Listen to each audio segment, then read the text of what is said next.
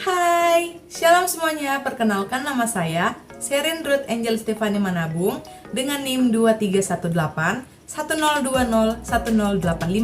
Saya dari Prodi Fisika, kelas PAK 03 dan berasal dari kelompok 1.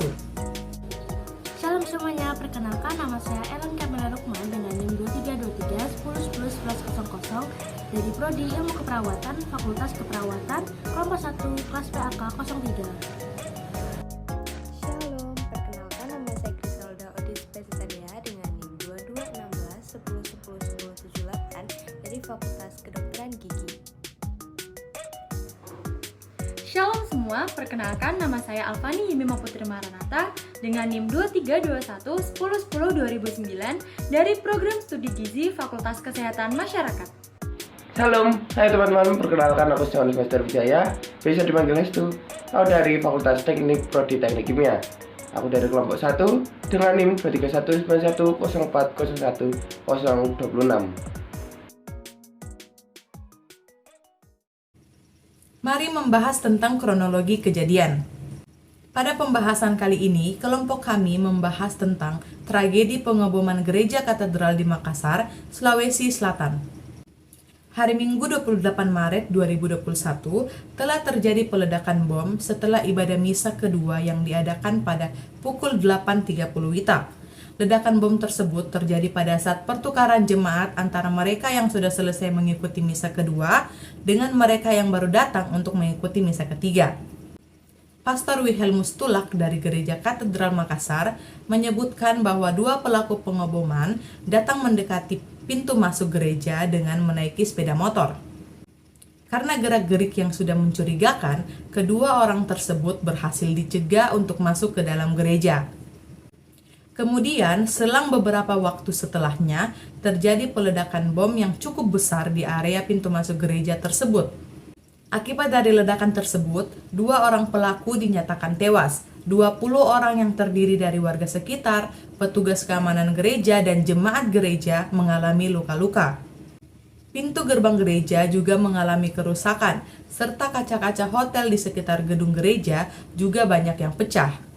Kapolri Jenderal Listio Sigit Prabowo juga menyampaikan bahwa ledakan tersebut diduga merupakan pengeboman bunuh diri. Pengeboman bunuh diri tersebut menggunakan jenis bom panci. Pelaku yang teridentifikasi Ibrahim Ibnu Andra yang berasal dari kelompok Jemaah Ansharut Daulah juga terlibat pada pengeboman katedral di Jolo, Filipina.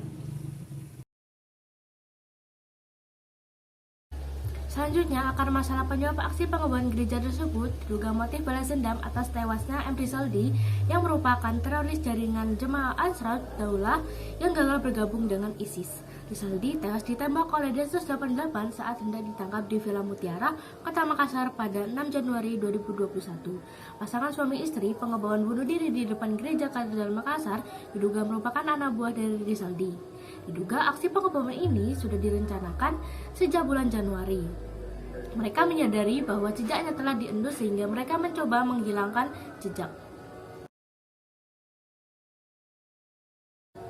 Lalu, alasan kami memilih tragedi ini adalah karena ada beberapa hal penting yang perlu dibahas dari tragedi tersebut, yaitu yang pertama, aksi sangat tidak toleran dan mencederai kerukunan bangsa. Yang kedua, aksi ini merupakan tindakan terorisme dan radikalisme yang menyerang orang-orang yang tidak bersalah. Hal ini tentunya bertentangan dengan ajaran semua agama. Lalu yang ketiga, tindakan terorisme akan selalu menjadi ancaman serius karena para teroris terus melancarkan propagandanya karena aksinya tak terlihat secara kasat mata. Secara keseluruhan, pemerintah di Indonesia melakukan beberapa tindakan untuk menangani pengeboman gereja di Makassar, termasuk investigasi dan penangkapan, tindakan keamanan, dialog antar agama, kompensasi dan dukungan bagi korban, serta legislasi dan pengawasan. Tindakan-tindakan ini menunjukkan komitmen pemerintah untuk mempromosikan kerukunan antar agama dan mencegah adanya terorisme. Menurut kami, tindakan dari pemerintah ini sudah sesuai dan kami mengharapkan pemerintah bisa memberi hukuman yang sesuai pada para teroris.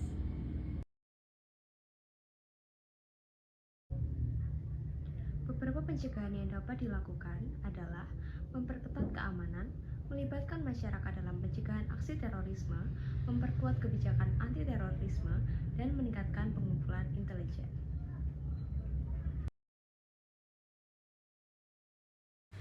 Jadi, menurut kami, kasus pengeboman gereja yang kami ambil termasuk ke dalam teologi eksklusivisme, di mana eksklusivisme adalah suatu sikap keagamaan yang menganggap bahwa ajaran yang paling benar adalah ajaran dari agama yang dipeluknya, sedangkan ajaran dari agama lain adalah ajaran yang sesat.